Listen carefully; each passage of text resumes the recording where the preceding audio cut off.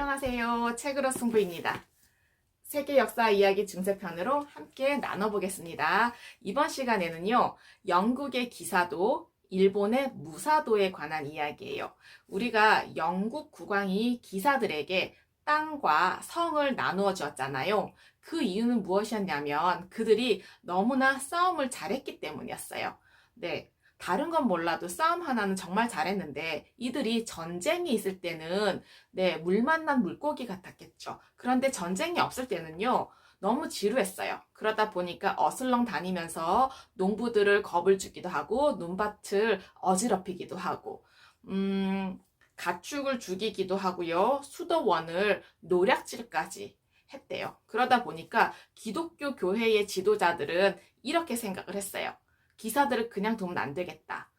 그러면서 국왕에게만 충성을 하도록 하는 게 아니라 하나님을 섬기고 하나님을 두려워하도록 해야 한다라고 생각을 했던 거죠.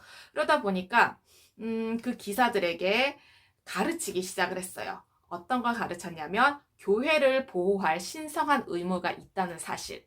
그 다음에 기사는요, 여자와 수도사, 사제, 과부, 고아들처럼 약한 자를 도와야 된다는 그런 사실을 가르치기 시작을 한 거예요. 싸움만 잘해서 기사가 되는 게 아니라 법을 잘 지키고 기사로서의 그런 자세, 기사도를 습득해야 한다고 한 거죠. 그래서 기사도는 뭐냐? 용감하고 신뢰가 있고 정직하고 너그러워야 하고요. 싸움도 잘해야 진짜 기사라는 사실이에요. 그래서 기사들은 교회가 위협을 받을 때는 교회를 위해서 싸우고 나라가 위험에 빠졌을 때는 나라를 위해서 싸우고 그 다음에 영주를 공격해야 하고 왕을 받들어야 한다는 어떤 그런 가르침을 받았죠. 근데 무엇보다도 여자들을 잘 보호해야 했어요. 어떤 여자를 사랑하게 되었을 때는 그 여자를 평생토록 사랑하겠다는 맹세를 해야 했대요. 그런데 기사가 되기까지는 정말 험난한 길이 있대요. 한번 살펴볼게요. 네. 기사가 되려면 7살이 되었을 때 말을 타는 법, 창이나 칼을 쓰는 법을 배우기 시작을 했어요. 그래서 기사가 되고 싶은 아이들을 모아서 훈련을 시키는 그런 훈련소에 보냈는데요. 훈련소에서는 무거운 갑옷을 입는 방법, 방패를 제대로 사용하는 방법, 망을 돌보고 안장을 제대로 사용하는 방법, 고삐를 사용하는 방법, 그 다음에 말을 탄 채로 창이나 칼을 겨누는 방법, 이런 것들을 배웠어요. 그런데 이들이 14살 무렵이 되면은 어느 기사의 시종이 되어서 훈련을 받았어요. 그러니까 기사의 시종을 스콰이어라고 부르는데 그 기사의 말을 돌보고 갑옷을 간수하고 기사가 갑옷을 입거나 벗을 때 도와주고 그다음에 싸움터에 나갔다 돌아왔을 때는 그의 갑옷이나 무기들을 잘 정돈하고 잘 깨끗이 닦아야 하는 그런 시중이 된 거죠. 그리고 곁에서 늘 싸우는 기술도 배웠어요. 여러 가지 예의나 법도 이런 절차도 배웠고 말을 품위 있게 하는 방법, 음식을 품위 있게 하는 먹는 방법, 그다음에 연회장에서 정중하게 처신하는 방법을 곁에서 배운 거죠. 그래서 드디어 정식으로 기사가 되기 위한 의식을 치러요. 영주의 성에 가요. 영주의 성에 가면은 그 성에 딸린 작은 예배당이 있어요. 그 예배당에서 밤새 기도를 올리고요. 다음 날에는 아침에 찬물로 목욕을 해요. 그런 다음에 3가지 색깔의 옷을 갖춰 입어요. 마음이 한없이 깨끗하다는 의미로 하얀 색깔 셔츠, 그 다음에 싸움터에서는 내가 피를 흘릴 수도 있다는 빨간색의 망토, 그 다음에 내가 죽어서 묻힐 땅을 나타내는 갈색깔의 바지를 입어요. 그래서 그 성의 본관으로 가서 교회와 영주에게 변함없이 충성하겠다는 맹세를 하는 거죠. 그러면 영주가 어깨를 칼로 이렇게 툭툭 두드린 다음에 이제 그대를 기사로 임명하노라 라고 이야기를 해요. 그러면 그 영주가 칼을 주고 신부는 그 앞에서 축복의 말을 해주는 거죠. 그런 다음에 기사가 되면 시종을 거느리고 토너먼트에 출전을 해요. 토너먼트란 뭐냐? 여러 출전자들이요, 말을 타고 창을 겨누는 경기예요. 그 경기에서 승자를 가리는 그런 대회인데 수백 명씩 출전을 해요. 그러면 시종의 도움으로 갑옷을 입어요. 갑옷이 어떤지 말씀을 드릴게요. 수천 개의 쇠고리를 빽빽하게 이어서 만든 쇠사슬 갑옷을 입어요. 이 갑옷이 토끼날이나 창, 이것을 견뎌내지 못해요. 그러다 보니까 그 안에 여러 개의 철판의 경첩을 이어붙인 그런 갑옷을 입는 거죠. 안에는 두툼한 안감을 댄 윗도리를 입어요. 그리고 시종이 다리를 붙들고 다리 갑옷을 신고 허리에다가는 복대를 둘러요. 그리고 등판과 가슴판, 팔과 어깨에 차례로 갑옷을 입혀줘요. 무척 덥겠죠. 그런데 여기서 끝나지 않아요. 장갑도 2벌이나 껴요. 먼저 손에 가죽 장갑을 끼고요. 그 위에다가는 쇠 장갑도 껴야 해요. 그런 다음에 시종이 칼을 허리에 묶어줘요. 그 다음에 머리에 투구를 씌워줘요. 네, 그 투구에는요, 눈 부분만 가느다랗게 틈이 있고요. 얼굴은 온통 가려요.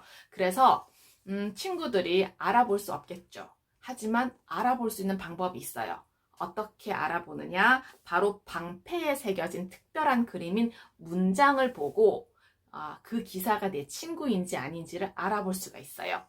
그래서 잘 알아보기 위해서 문장을 주황색과 황금색으로 그렸다고 합니다. 그러면 이제 말을 오른 다음에 천천히 줄을 지어서 여자들 앞으로 가요. 그럼 그 여자들이 심사를 하는 거죠. 기사도를 지키고 있는지 그렇지 않은지 심사를 한 다음에 통과를 하면 그제서야 토너먼트를 시작할 수가 있습니다. 네, 기사와 영주는 영국 중세 사회의 아주 중요한 삶의 방식이었어요. 그것을 봉건제라고 하는데 저 멀리에는 일본에서도 봉건제를 채택해서 살아가고 있었지요. 영국과 일본은 섬나라인 거는 비슷했지만 서로 달랐어요. 영국은 숲과 조용한 평원으로 이루어져 있는데요. 일본은 65개의 활화산이 있었어요. 그러다 보니까 지하에는 용암이 고여 있고 땅 속에서 끓고 있다가 화산으로 분출하기도 했어요. 땅에서 따뜻하게 데워진 물이 땅 위로 솟구치는 것을 우리는 온천이라고 해요. 그래서 사무라이들, 그러니까 무사들은 이 온천에서 목욕하는 것도 즐겼다고 합니다.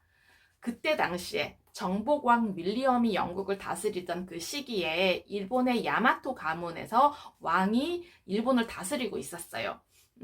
이 왕은 정교하고 거대하게 지은 궁궐에 살고 있으면서 백성들에게는 거의 모습을 드러내지 않았어요. 마치 신이나 다름없었던 거죠. 그래서 백성을 다스리는 일은 다이묘라고 하는 영주들에게 맡겼어요. 그런데 이 다이묘들은 서로 싸우기만 하고 백성들을 잘 돌보지 못했던 거예요. 법이 무너지기 시작을 했고요. 온 나라에는 도적들이 들끓었어요. 그러다 보니 영주들이 스스로 자신들이 나라를 다시 지켜야겠다라고 마음을 먹게 되었던 거죠. 그래서 이 다이묘들은 무사를 고용했어요. 사무라이들을 고용을 한 거예요. 무사들에게 땅과 돈을 주겠다고 약속을 했고요. 사무라이들은요, 다이묘에게 충성을 했어요. 그들의 땅과 돈과 생명을 지켜주기 위해서였죠. 그 농민들은요, 일본의 농민들도 사무라이를 위해서 일을 했고, 사무라이들은 다이묘를 위해서 일을 했고, 다이묘는 왕을 위해서 일을 한 거죠. 바로 봉건제죠. 이 사무라이들은요, 갑옷도 입었어요. 갑옷도 입었는데 오칠을 한 갑옷이었어요. 이유는 녹슬지 않기 위해서, 축축한 섬나라이기 때문에 녹슬지 않기 위해서 오칠을 한 갑옷을 입었고, 투구를 얼굴에다 썼는데, 네, 얼굴 굴곡에 맞게 정교하게 다듬어진 그런 투구에다가 수염도 붙이고 사나운 그림도 그려서 쓰고 다녔다고 합니다. 그리고 카타나라고 하는 일본의 전통식 칼이 있어요. 특별하게 휘어진 그 칼을 쓰는 법을 익혔는데요. 젊은 사무라이들은요, 고양이나 원숭이, 새의 이름을 딴 그 여러 가지 검술, 검법을 배우기도 했어요. 특별히 솜씨 좋은 대장장이들에게 금이나 보석이나 용의 그림으로 칼을 장식하도록 했어요. 왜냐하면 그 카타나라는 칼에는 신비한 힘이 있다고 믿었기 때문이었어요. 그리고 영국의 기사들처럼 사무라이들도 성에 살았는데요. 영국에서는 돌로 만든 성에 살았지만 일본에서는요, 돌로 기초공사는 했지만 더 흔한 것이 나무였기 때문에 성탑이나 성벽이나 탑은 나무로 지었다고 합니다. 영국의 기사들이 기사도를 지켰던 것처럼 일본의 사무라이들에게는요, 무사도라는 그들만의 고유한 규율이 있어요. 그래서 하늘이 무너지더라도 사무라이들은요, 늘 자신의 다이묘를 보호해야 했어요. 자신의 영주를 위해서 싸우게 되면은 이길 때까지 싸웠는 거예요. 그렇지 않으면 그 자리에서 죽어야 했고, 비겁한 행동이나 죽음을 두려워하는 기색을 보이게 되면은요, 스스로 배를 갈라서 자살을 했다고 합니다. 굉장히 사나운 사무라이들이었지만 한편으로는 시를 짓기도 하고 아름다운 정원을 꾸미기도 하고 춤을 추기도 하는 굉장히 낭만적인 사람이기도 해요. 그 사무라이들 중에 유명한 사람이 있는데요. 오다 노부나가라는 장군은 전쟁터에 나가기 전에는 반드시 병사들 앞에서 우아한 부채춤을 췄다고 합니다. 이 노부나가는요, 일본에서 강력한 군인이기도 한데 뛰어난 춤꾼이기도 했어요. 그래서 사무라이들은 왼손으로는 평화의 기술을 익히고 오른손으로는요, 전쟁의 기술을 익힌다라고 입버릇처럼 이야기를 했어요. 항상 싸움만 하는 사람들이 아니라 평화로운 시절에는 정원을 가꾸고 시를 짓고 춤을 추는 아주 멋진 무사들이었어요. 과거의 지혜와 지식을 통해서 현재와 미래의 삶이 좀 더 풍성하고 의미 있기를 기원합니다. 감사합니다. 네.